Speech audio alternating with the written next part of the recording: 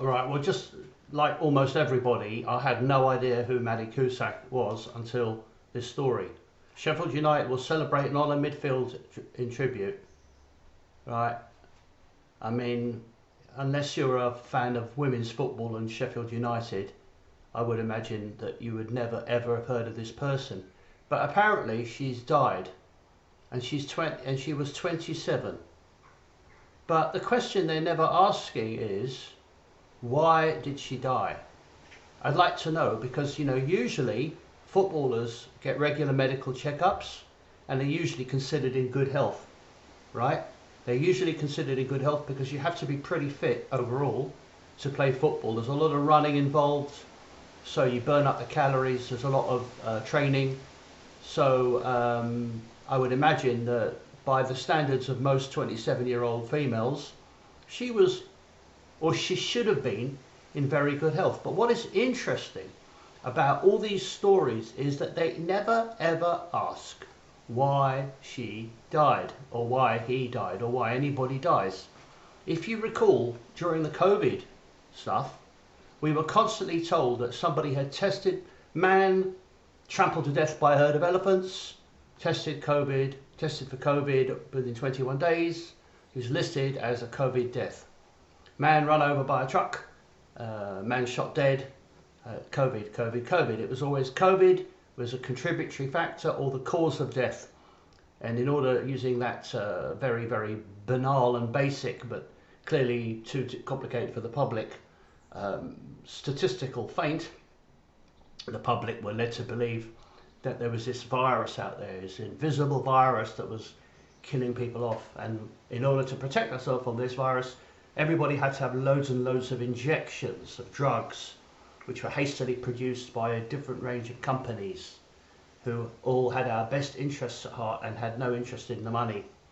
Right. Anyway, I would like to know, with all due respect to Maddie Cusack's family, why she died. I mean, if Maddie Cusack was alive today, she might be curious to know why she died, if that makes any sense. So, I think it's odd.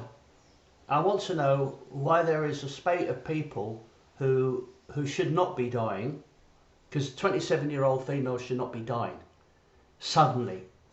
I mean, if people have a cancer diagnosis, then they might be given 2 years to live, and maybe that's the accurate estimation of their lifespan. I don't know, because the medical profession is so discredited these days because of its links to money. People are paid for their opinions. I mean, if you're a doctor, you really can't say, you know what, I think vaccinations are bullshit, so you can't say that. You can't say that. You get paid to prescribe the damn things. It would make more sense just to pay doctors not to prescribe, because you'd save money that way. If I was a doctor, I would only prescribe medications if I felt it was essential, and only, and this is very important, only for short-term use. Pain medications, for example, make sense. If people are in agony, then they need assistance. That's fine, but it should never be with the intention of getting people hooked, right? So the question is, they were not explained why she died. Why? What I want to know. And surely Sheffield United supporters, assuming people actually go and watch women's football, are people in Sheffield with all the other sports they can choose from. You've got rugby union, rugby league, you've got football, you've got whatnot. I would imagine that very few people in Sheffield, including women, are particularly interested in women's football. But this woman has made a career out of women's football. The money has been created to give her a job, because don't forget, millions, billions of pounds, euros, dollars, whatever, are manufactured every year to manufacture sports. Because money doesn't actually exist, it's created. A lot of people don't know that. A lot of people don't really understand how where money comes from. There's no such thing as money, actually. It's just numbers on a computer screen. Anyway, I'm sorry about it. I don't know her, and I never will by the sound of it, but I'm sorry that she's dead. But I would like to know what it was that killed her.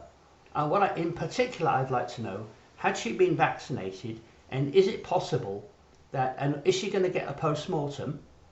And I want to know also, if a link can be found between vaccinations and premature death, will the media report it? Okay, because when you take a vaccine, I mean, even the government don't pretend that vaccinations are risk-free. All they say is the benefits of vaccinations outweigh the risks. Well, that's an individual decision. The benefits outweigh the risks. Some people might prefer to have less benefits and more risks. That's why we allow people to go motorcycling. Obviously, motorcycling is more dangerous than not motorcycling. We allow people to go paragliding and skydiving and bungee jumping and downhill skiing and cross-country skiing and mountain climbing. Clearly, it would be safer if they didn't do that, but we still allow them to do that. And we still must allow people, even if vaccinations were generally safe, in some cases they have side effects that are worse than, well, death, for example. That's a pretty bad side effect.